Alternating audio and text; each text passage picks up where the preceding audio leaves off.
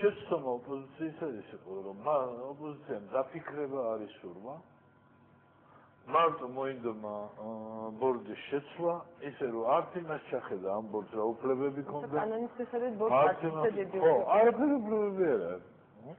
გადაირია ეს ირაკლი გრიბოვსკი საწყალი, იმიტომ რომ აუხიშთა რომ ტყუილ არის დანიშნული ამდენი ბრძოლის შედეგად.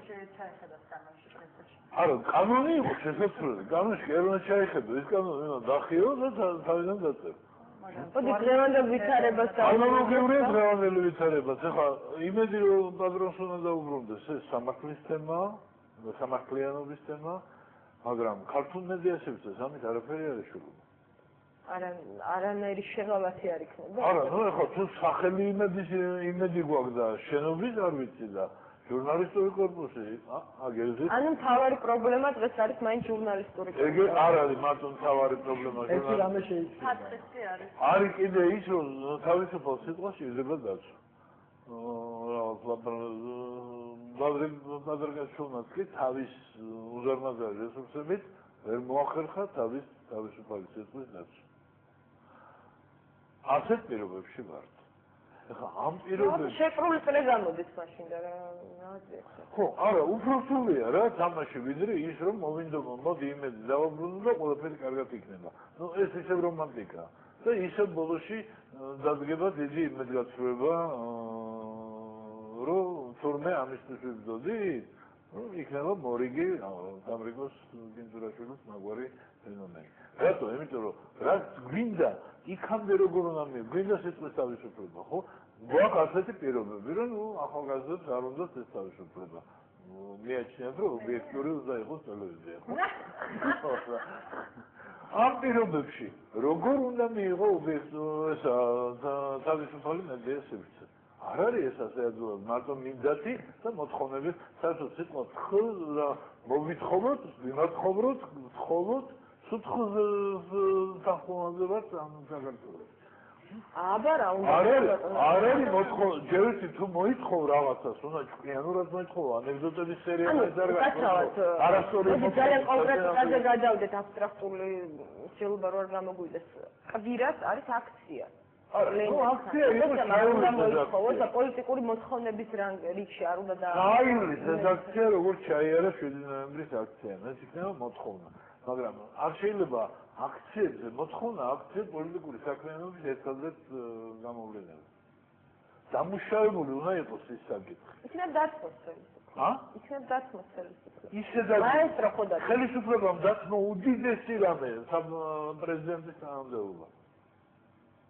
მოიგენო? ისე დაგითმო, რომ ისე თვითონ დარჩა. ჭკვიანია ხელისუფლება. სამწუხაროდ უფრო ჭკვიანია. ეს მედრექტორებს ჰა? გამოგიცემ უძლებელია. ვაბრალებ ნაციონალისტებისკენ რაღაც ისინი გააჩნდა. არა, მე ძირითადად პარტიების ვარ განკუთვნილი ნაციონალისტები. და მე არ მომწონს, როცა ბრძოლის დროს ერთი მეტოქი მეორეს არაფასებს გეცეულა. ანუ ოპოზიციამ ვერ შეაფასა ხელისუფლების შესაძლებლობები და წონითი კატეგორია ასე ვთქვათ. ოპოზიცია აღმოჩნდა ვიდრე ხელისუფლება როგორც ამბობს მე მგონი ბატონო. თუმცა ამაზე ოპოზიცია აუცილებლად მეთოდები მოაჩნდა უფრო სუსტი ვიდრე ხელისუფლება. არ მათიქდა რა. ეს სისუსტეს ნიშნავს. მე რომ ოპოზიციონერი ვიყო, გეტყოდით რომ უბრალოდ მათ არსენალში არ ქონდათ იმ ხელა რესურსი, თუნდაც ადმინისტრაციული, თქვენ რას ეთყოდით? არა, მე არ მივეკუთვნები იმ ადამიანთა კატეგორიას, რომელსაც ოპოზიცია და შესაბამისად საკუთარი თავის მეგონოს აბსოლუტურად უშეცდომო, მაგრამ ის პოზიციაც აბსოლუტურად მიუღებელია ჩემთვის, რომ აი ხელისუფლება არის ძლიერი და ოპოზიცია ვერადა ვერ გაძლიერდა. ავტორიტარულ რეჟიმში, დიქტატურასთან მიახლოებულ რეჟიმში ოპოზიცია მიხარით ერთი ქვეყანა, რომელიმე მაგალითად, სადაც ოპოზიცია არის ძალიან ძლიერი და ანგრევს ყველაფერს. მედიაც არის სუსტი ესეთ სიტუაციაში და ოპოზიციაც ბუნებრივია ვერ აღმოჩნდა იმ სიმაღლეზე, როგორიც უნდა ყოფილიყო. ბუნებრივია აბსოლუტურად.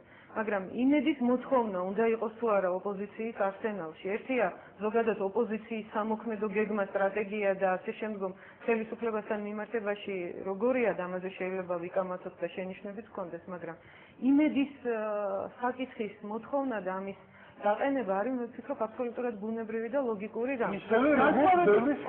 საზოგადოებრივი მაუწყებლისაგან მე მაგალითად პირადად და ჩვენს პოლიტიკურ ორგანოებს ჩვენ მაშინ არ ვიყავით ამ პროცესში აქტიურად ჩართულები.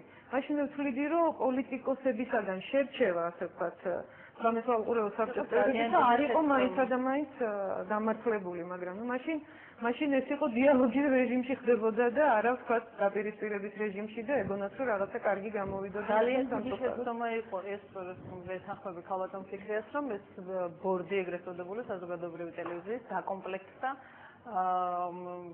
სხვადასხვა პოლიტიკური პარტიების კვოტებით.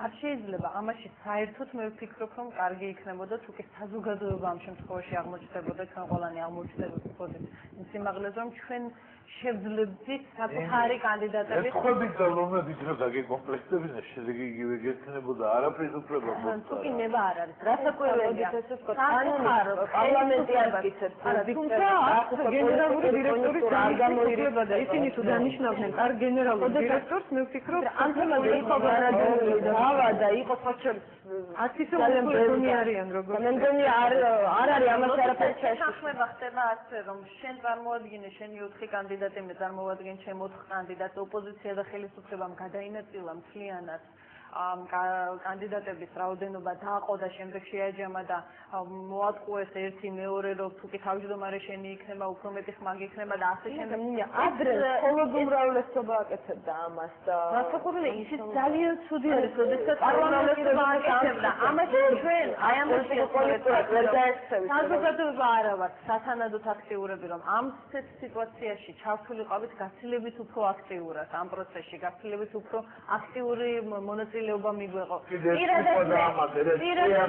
პირადად მე ჩემს მეგობრებთან ერთად წარმოვადგინე 10 ადამიანი ამ ბორდის წევრობაზე პირადად მე იქიდან ვერცერთი ვერ მოხდა სამწუხაროდ მაგრამ რაღაცა აქტიობა ყოველ შემთხვევაში შევეცადე რომ რაღაც გამიკეთებინა მაგრამ გაცილებით უფრო ძლიერები რომ ყოფილიყავით გაცილებით უფრო მომთხოვნები შესაძლებელია იქ რაღაც მომხდარიყო და ჩემს მიერ წარდგენილი კანდიდატები იყვნენ ადამიანები რომელსაც ვერანაირად ვერ მიაკუთვნებდით რომელიმე პოლიტიკურ ძალას თუ პარტიას და ასე შემდეგ ესენი იყვნენ უბრალოდ პროფესიონალები რომელსაც იციან როგორი უნდა იყოს საზოგადოებრივი ტელევიზია მაგრამ ამ შემთხვევაში ჩემი კანდიდატები დაიწუნეს ოპოზიციის წარმომადგენლებმა და ხელისუფლების წარმომადგენლებმა ბატონო ჩოკო დასასრულისკენ მივიდეთ ბატონია როგორ შეიძლება განიცადეს მოვლენები იმასთან ქვეყანაზე ამბობ თუ განაცემაზე პირველი რა თქვა ქვეყანაზე თუ არა ქვეყანაზე არ ვიქოთ შემთხვევაში და იმედია რომ ქვეყანას არ ეხება დიდი იმედი მაქვს ბატონია როგორ შეიძლება განიცადეს მოვლენები არის თუ არა შანსი რომ გაცნოს ხელისუფლებამ ტელეიმედი რამენერად მართალია შეიძლება ესეც იყოს ჩემს სუბიექტურ მოსაზრებას ჩამოთვალო და განცხადებად მაგრამ ერთ საყოველთაოდ გავრცელებული მოსაზრება და ჟურნალისტებს ხათაშორის მეცაც გვეუბნებიან რომ არ გვაქვს აზრის გამოთქმის უფლება მე მგონი აზროვნების უფლება არავის არ უკრძალავს და გარკვეული ფაქტების შედეგად რომ დასკვნა გამოვიტანოთ მე მგონი ისიც არ უკრძალავს არავის არტომ ალბათ უნდა ვთქვათ რომ მაინც ხელისუფლებისთვის ძალიან ძვირფასია ის თემა თუ ვისი საკუთრება იქნება ტელეიმედი და აშკარად მოდით სუბუქად ვთქვათ მათ გარკვეულ კომფორტს და სიამოვნებას აინტერესებს ის რომ დღეს ეს ტელეკომპანია არის არა პატარკაციშვილის ოჯახი არამედ ბატონ კეის. ეს ძალიან სუბუქად ვთქვათ, რომ ეს კიდე ტელეკომპანიებში ვინ გამოჩნდნენ და ვინ არა ჟურნალისტებაცაც იმასაც ისინი განსაზღვრავენ, არა მარტო მაგის. ამ შემთხვევაში არის თუ არა შანსი რომ რამენერად დათმოს ხელისუფლება მიმედი, მაესტრო დათმოს პრინციპში.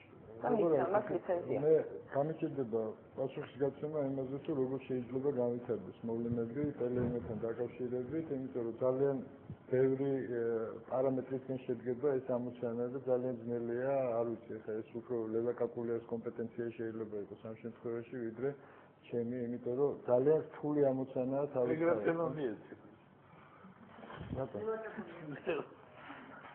კაკულიას კარგი თემა მივეცი და ალბათ შემდეგ თვეში მისი გაზეთი კიდევ უკეთესად გაიყიდება და შემდეგ გაზეთში ამ თემაზე ეწერა რომ პატარკაჩვილი იბრუნებს ტელეკომპანია როგორც კი რეკლამები მე შემიძლია ოღონდ ადრე ეწერა ეს მე შემიძლია ერთი რამ გითხრათ როგორ